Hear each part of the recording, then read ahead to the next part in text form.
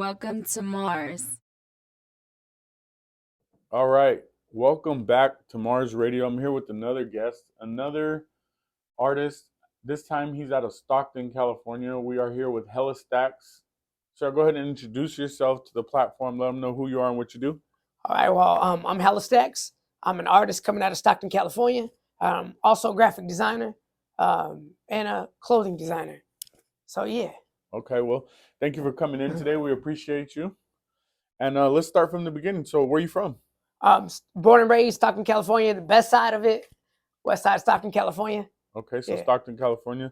And that's where you grew up? Yeah, born and raised. And what is something that comes to mind when you think of home? When you think of Stockton, what comes to mind? Well, for me, I always think that it's like one of the best places to grow up. I feel, I think you get the both sides of everything. You know what I mean? You get good and bad, but you know what I mean. Like I think you get to. I think like what the environment they're in, like it raises champions in my eyes. Okay. So growing up in Stockton, did you grow up with both parents? No, So you just grew up with your mom? grew up with my mom's, had a stepdad.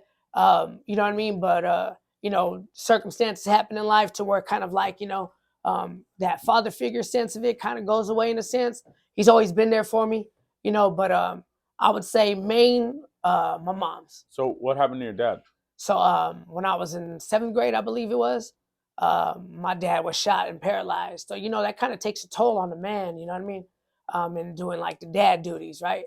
So, I mean, he became a financial provider, but when it comes to like growing up and like doing like the extra, playing basketball and stuff like that, that all ended after that. So your stepdad got shot? Yes, when my you were stepdad. What about your real dad? My real dad, man, I never met him. Okay. The crazy thing is I know who he is and I know how he looks. And it's a crazy story because I was around 18 and I remember being in the store in line right next to him. He didn't even know who I was. But you did. Oh yeah, I know who he is. And you didn't say nothing? Nah. What? Why is that? He just never been a part of my life. You know what I mean? Like I feel like you missed out. So like, you don't get to get that chance. You're not like petty or anything? Because I would have said something. Nah. And then walked off, Nah, because like here's another thing. Like I remember a few years back there was a little story about some guy with the same name as him that I read in the paper. Right. That died. And it didn't affect me. You know what I mean? So like I'm just at peace with it, you know what I mean? You genuinely just do not care. Yeah, nah. And That's what it the is. crazy thing is I've heard stories, he runs into like family members, you know what I mean? Like my cousins and stuff like that. And the funny thing is he always says, "Oh, I want to see that one." He always talks about me. But you didn't even know me when I was in line. That's kind of crazy. Yeah. So I just left it alone. Like I ain't got nothing against him really. Right. But I don't got nothing for him either, you know? Yeah. Right. Okay, so you grew up in Stockton. Pops was just absent, so moms took on most of the responsibility, had a stepfather, and tragically he had an accident. So from that point on, it was pretty much no father figure as far as like the day-to-days and the stuff like that, as far as like you said, like playing basketball and being taught how to shoot a gun or any stuff like that. Well, it was I got 2 older brothers and I got 2 younger brothers. Okay. So my older brother really was like that father figure, and still to this day, like, I don't make decisions without really talking to him about it. You know what I mean? Like we're just that close. So I would say if anything, like, you know what I mean, he stepped in that sense, you know what I mean, like a big brother would, That's what's up. And what kind of upbringing did you have? Like when you were growing up as a child, were you like the nerd? Were you like the gangbanger? Were you like hustling into sports, or what kind of childhood did you have? Well, my thing was like, okay, so my childhood is what I always remember is like the real thing that got me to like I wanted to be like this hip hop star in a sense is watching Biggie, right? The first music video I remember watching was Hypnotized. I remember him driving a Mercedes Benz and Coogee. So I always wanted to just have those type of things, right? That like, that we couldn't afford at the time. So I would consider myself as a young guy, as a young kid growing up, like I would say like I was like a hustler, like we used to steal DVDs from the Blockbuster or the Save Mart that was around my neighborhood, and we used to go to school and sell them.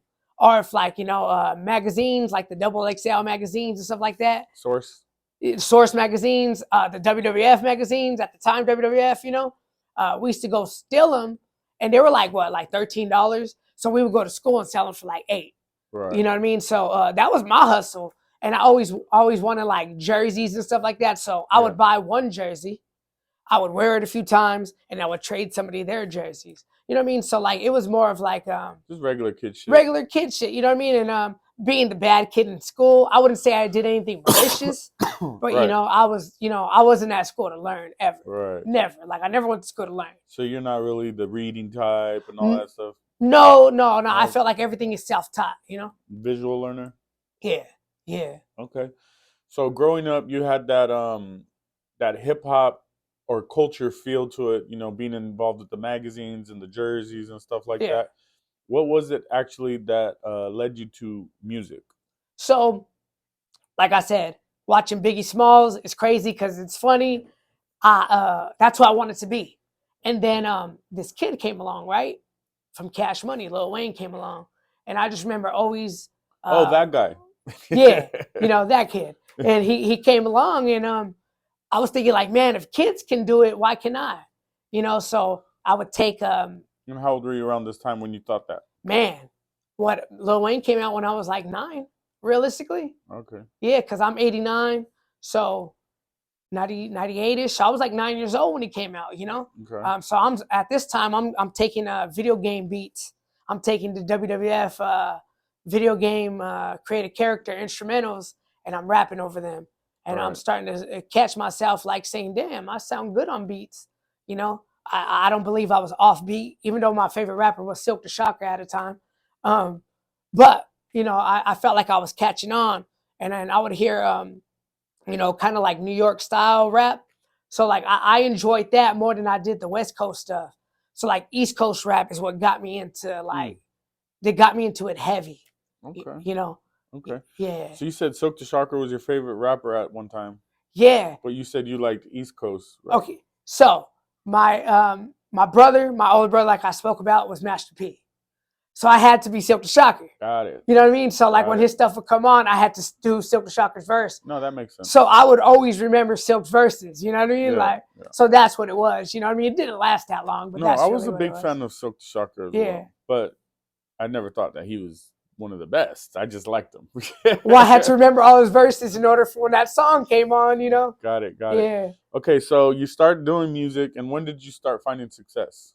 Okay, so my sophomore to junior year in high school, like I said, I was heavy into the jerseys and getting my shoes painted, and heavy influenced by diplomats, still East Coast, right? Cameron, Joel, Jim Jones. Obviously, Lil Wayne still was here for me, but it was all the East Coast guys, right? I'm talking Tim's with jean shorts. Right. So I'm making money, through high school. So doing? I'm actually working. Okay. I'm actually working. But I'm, like I said, I'm buying jerseys, right?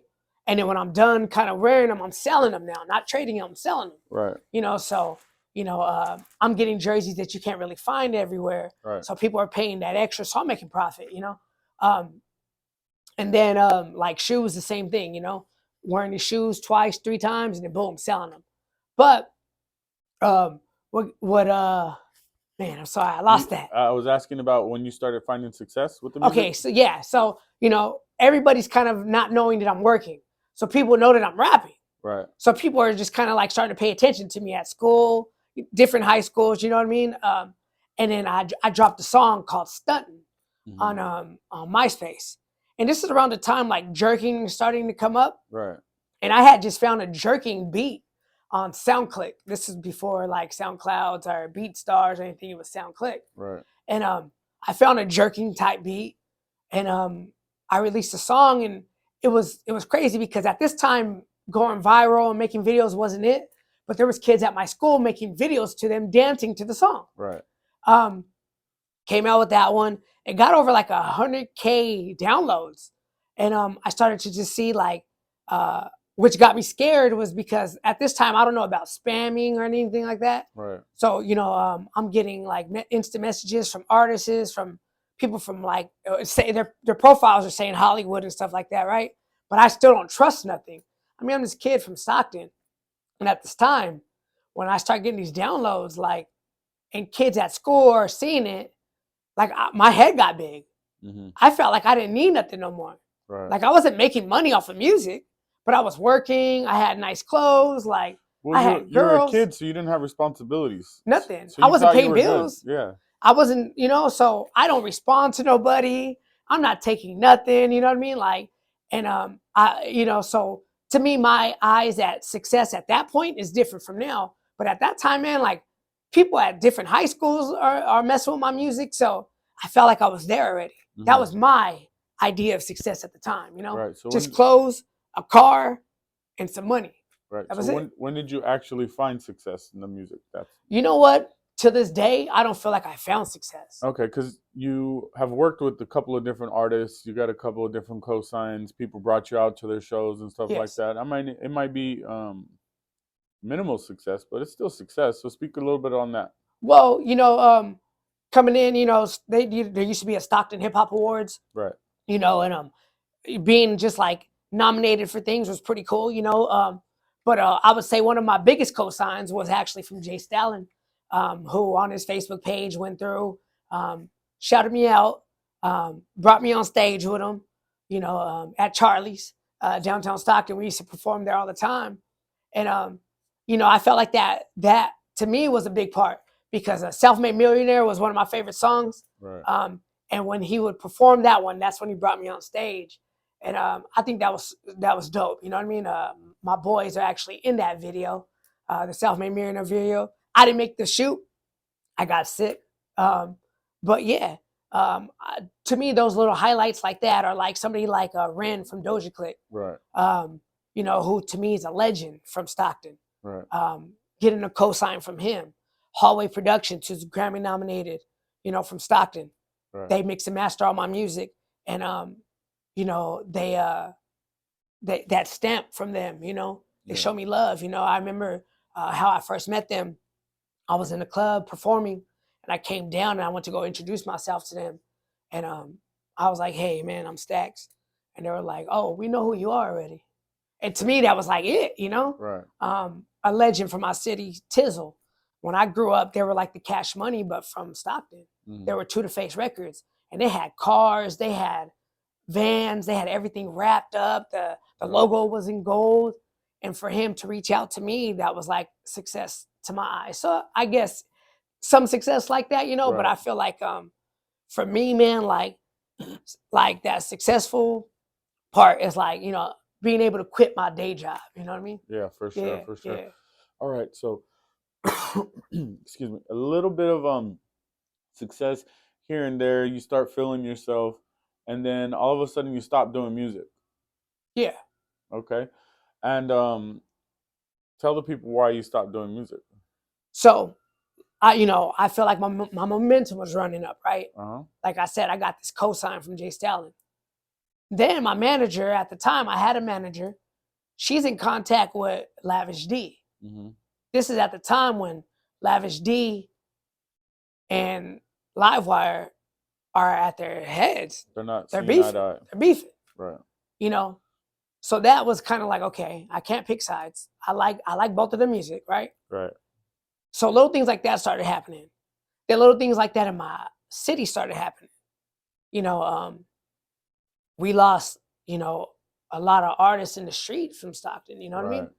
And it's crazy because I lost 3 artists, friends, in 3 consecutive days. Wow. We lost 3 days in a row. Saul died on a Thursday. Tall T and Little Vic died on a Friday. So Tall T was known for his battle rap. You can look him up on the Jungle. He was actually really big. He's battled Sue Surf. And then we had Saul, who was the first person to really do a song with somebody out of Stockton, which was the Jacka. Mm-hmm. And then Lil Vic was just kind of like the hood legend, right? Right. So little things like that started happening, and it's not, you don't understand the politics of it, right, till it hits home. Right. Because you'll look back and like, why don't mess with them, and why don't they mess with them? Politics started happening, and at the time I started dealing with like a illness. I got diagnosed with diabetes. Mm-hmm. So if a lot of people go back and look at my stuff like on YouTube, I was a fat rapper. Yeah. You were a bigger guy. There you go. Don't call us fat. I was about 260 pounds. Right. You could look it up. I was on the Stockton Anthem. you know, and people don't recognize me from that stuff. So I started dealing with all that type of stuff, and then reality hits you when you're not bringing money in. Bills hit you. Bills don't stop coming. Right. So I decided to take a different route, but still be a part of the music business, and started doing graphic design. Right. You know, I started doing logos. So let's stop you right there for a second. Yeah. Before you got into the graphic design, did you have a time where you were like, I'm done with music altogether and I'm just finished? Yeah. So, you know, I got my come up was getting put on by my cousin, right? Who was a part of a rap group called Mental Illness. Real big dudes in Stockton, you know. Me and him fell out. Oh shit. So when you start looking at this thing where I say that we don't even got success and we fall out, it's not worth it to me. Okay. You know? So that was pretty much your rock bottom. That was my rock bottom. Like I fell out with a family member over music that wasn't even successful. Right. Like imagine being successful. Yeah. You know? And sure. then you know, and then also on that lead up to that, my manager goes to jail. So your manager goes to jail. Yes. Your cosigns are beefing. You start beefing with your cousin. The music success isn't even worth it at this point because you're not really getting paid a lot of money off of it. Right. So that's when you hit your rock bottom and you're like, I'm done. Yeah. I felt like that was it. Like, you know, I would always secretly write raps. Right. But didn't want to do nothing with it. Okay. You know. So your rap career is over in your mind. Yes. It's time to go digital. You get into the graphics. Yes. Explain how that happens. Okay. So I was always playing with the graphics a little bit because at the time, like I said, we weren't making money. So I was like, I didn't want to wait on a graphic designer and I didn't want to pay a graphic designer. Right. You know, so I started making my own covers and people started liking them. And then here and there, people would hit me up for them. And I remember Combi from Oakland. Right. He hits me for a graphic design. Shout out to Combi. Shout out to Combi, our block. Yeah. So sure. he hits me for a cover. And I'm like, I don't even know the sizing of the cover yet. Right. Like, you know, so I look it up online, boom, boom, TuneCore. What's the sizing for TuneCore? 1500 by 1500. Yep. 300 DPI. Yes. And I get it. And this is my first real cover that somebody pays me for. Right. It's Combi. And I do it. He likes it. So I'm like, okay, now I can take this somewhere. So then I start just hitting my like rapper friends up and I'll do one for them for free, you know? Yeah. And I'll even let them know like, hey, I'll do this one for you, but you know, next one, you know, if you like it, we'll go forward and we'll work something out, you know? Yeah. And it just starts to take off like that, man. And then did you ever go to school for it or anything like that? Or were you a YouTube baby? No, didn't even YouTube it. Like I literally got it in front of me, started just taking pictures, started using cuts, you know, different backgrounds, replacing them. Just and then playing with the programs, figuring it out. Playing with the programs. Just sometimes you just got to figure shit out, man. Yeah. Yeah. So I definitely can respect that. Okay, so when's your Combi was probably the first time where you're like, whoa, people like this? Yeah, okay. He paid for it. Right. Yeah. So then after that, who do you start doing artwork for? So at the time we had there's a big artist from Stockton at the time. I feel like he was on his way up there. Who's actually the father of EBK Jabo, who's on his way up there now. Right. His name was Rory. And you know, to me, best Stockton rapper of all time, in my opinion. Okay. So I started seeing him move up. So I'm like, you know what? Let me start, you know, working with him. And I started doing a cover for him. And then I do one. Ren Doja Click hits me, and that was a big one for me. Right. You know, boom. I got the chance to do one for him, Turf Talk and E40. So that was like, you know, Turf Talk, E40. Like, you know, it started to put me there. And I remember Burner was on Instagram looking for a graphic designer. Boom. I didn't wait 30 minutes to respond. Bam. So I got that under my belt, you know. Mm-hmm. And then, you know, for the newer artists, you know, I got Young Slowby, rest in peace, Slowby. I got to do his first album cover. J-Bo's. Slowby Bryant. That was my work. And I felt like that was at a time, too, where I started to kind of like transition my style of album covers. Dope. Was through him. Yeah. So you did Young Slowby. Yeah. And then You were saying J-Bo? J-Bo's like the projects that he released on SoundCloud Yeah. are for me. Okay. Yeah. Anybody else people might recognize? I've done there's a new single coming out, Ran and Baby Bash. Who else? So you've done some work for some I like to throw those names around. You know what I mean? Like, it'll work for me, So you found some success in the graphics world. Yes. And how was the success in the graphics world either similar or different than the success that you found in the music? Well, in the music thing, everybody does music. Right. So when an artist starts to appreciate you, in a sense, need you, the relationships are different. How so? They're not afraid to pay you. When you meet other artists, in a sense, you want to get a verse and they're not nobody yet, you're not expecting to pay. Right. I was a nobody graphic designer and people were saying, here, I'll pay. Right. You know what I mean? So absolutely. My relationships grew different with them. Or another artist that I forgot to mention was Pablo Skywalker. Oh, okay. When he started coming around NorCal, the Bay Area in general, he tapped in with me through Instagram too. That's when Instagram first started in a sense. And having his stamp, him tag me, is what brought me local artists coming to me. Oh, that was that like successful part that I forget that really like helped me out a lot. Dope. Yeah. Okay, so you it sounds like you respect the graphics world a little bit more because they'll pay you essentially what you're worth. Yes. In the music game, if you're not bigger than them, they're most likely not going to pay. Yeah. Right. Yeah. So what made you want to get back into the music? So I started developing a clothing line, right? Like and it started kind of just moving into like where I just design my own stuff, right? Like I wasn't selling it, nothing like that. Like, I like to wear just stuff that nobody else has. Right. So I started to do this little thing and it was called Slime Village. So I'm in Philadelphia and I see a local rapper named Macalot. He's doing these little freestyles in the car and stuff like that. And Macalot helped me out a lot when I was younger with my career, right? So, you ran into Macalot from Stockton? Yeah. When you were in Philly? No. I see him on Facebook.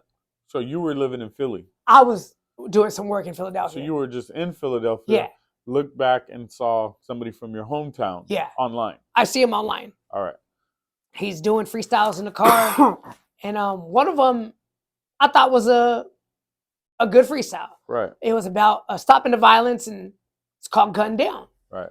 So I hit him like, yo, you need to record that ASAP. He's like, what's up? Like maybe thinking that I have a studio or something. I'm like, you know what? Let me make some moves real quick. So I call my boy Young Rick up. I call him and I hit him. I'm like, yo. Young Rick is a producer? Young Rick, the producer. Oh, the DJ. Yeah, DJ, producer, yeah. That's my guy right there. What's his tag? Young Rick made the shit? Young Rick made this shit. Okay. Shout out to Young Rick. Shout out to Young Rick. So yeah. I hit Young Rick. So look, I'm like, I know everybody in Stockton. I was supposed to go do a session with him this week, actually. Oh, crazy. Yeah, that's crazy that you just mentioned. Seeing his studios in my neighborhood where I grew up. That's what's up. Yeah. All right. So, I hit Young Rick and I'm like, you know what? Like, I'm going to pay for some studio time. I'm going to fly back tonight. But if I don't make it, I'm sending Macalot in. Right. Let him, I'm going to pay for his session. Right. So, I go online and I tell Macalot, like, did you buy that beat? And he's like, nah. So I'm like, let's do it. Buy the beat, go to the studio, boom, boom. He writes the second verse, boom, we got Gunned Down. It kind of takes off. Wait. You didn't get gunned down. You made a song called Gunned Down, right? Yes. Okay, cool. Well, he makes, oh, yeah. It just sounded crazy. Yeah, right? my bad. On the street, and then we get gunned down. Nah. Yeah, all right. Okay, so, he makes a song called Gunned Down. All right. And it kind of takes off a little bit, you know what I mean? Like, we're on Good Day Sacramento with it, like, And mind you, I'm still not in music space yet, right? And we get a little traction with it. We do the Gun Down basketball game, just kind of like stop the violence. Right. So we had local celebrities play against a basketball, like a local youth basketball team. Got it. So we had like players who we had like Raleigh Brown, who's like the running back on USC right now. Right. We had players who've been drafted to like the NFL. We had Lavelle Hawkins and them there, right? Right. They played against a youth team, and Haiti Baby played for the youth team. Right. So we had a gun down basketball game. You know what I mean? So it was working, and I started to see the momentum that music can do. So you know, I already was paying for studio time, and I would kind of take that time out to have him come through and record. We were like 2 songs in, and he was just like, "Hey, let's put out my album." So we ended up putting out his album through, which was my clothing line idea, turned it into like a little label. Mm-hmm. I ended up putting out the album, and it made me fall back in love to that music. Right. So after you put Macalat's album out, it made you get that urge to start doing music again? Yeah. So people are starting to kind of reach out to me like, why don't you just do it? Like, you're doing this for people, why don't you just do it? Right. Because like behind the scenes, I'm helping other artists, Right. For example, like Price Alice, whose album is fire. Right. Katie Rogers, who's an R&B singer at this time. Zaria, who's an R&B singer from Stockton. Like, I'm helping them out, getting the records mixed and mastered, Right. and people are just telling me like, just do it yourself. So, I ended up taking that advice, and I started just rapping. I'm not putting out any music, but people are hearing it. Like, people are coming through the studio, people are hearing it, Yeah. and then they just decided that like they start talking to me into putting music out. So, I decided I'm like 4 records in, and then I'm just like, gonna put an album out. So that's where I'm at now. Okay, so pretty much the people are the ones that got you back into doing the music, is what you're saying. Yeah. Like, it really wasn't me. Right. Like, I felt like everything that happens for a reason in the relationships, Right. So they really just kind of brought me back into it. Okay, cool. So, as far as the music is going, what are you working on now? So I have an album dropping February 23rd, which is very meaningful for me. 3 years ago to that date, I lost my little brother. Rest in peace. Yeah, and I got an album dropping called Slimy Conversations. Crazy thing is, I got Rick Ross on the album, so I put a lot into this album. Oh. A lot into this album. How did that song with Rick Ross come about? So, I don't actually know Rick Ross. Right. He doesn't actually know who I am. There's kind of these programs that like companies that work with, up and coming artists. Right. And I've been a part of this thing for like 2 to 3 years, and they kind of help other artists kind of get looks, right? Right. So they sell you verses. Oh, okay.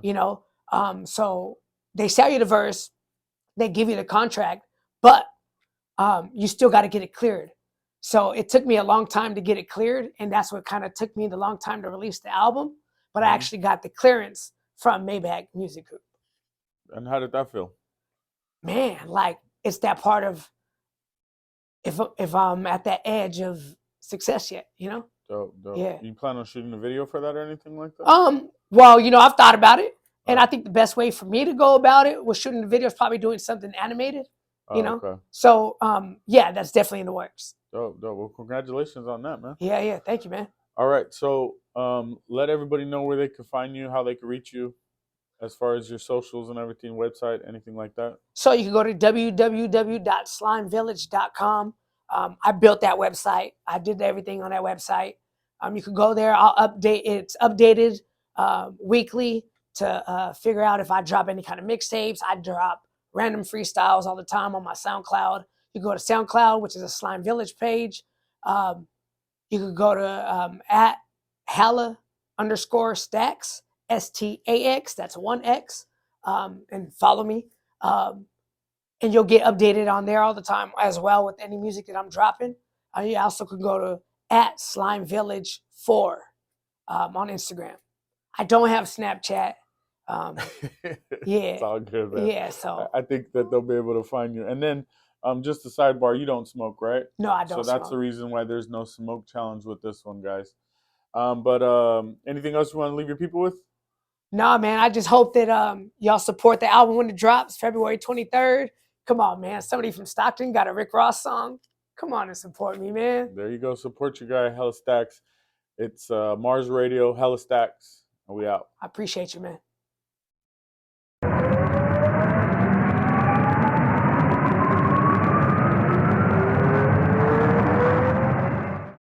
Welcome to Mars.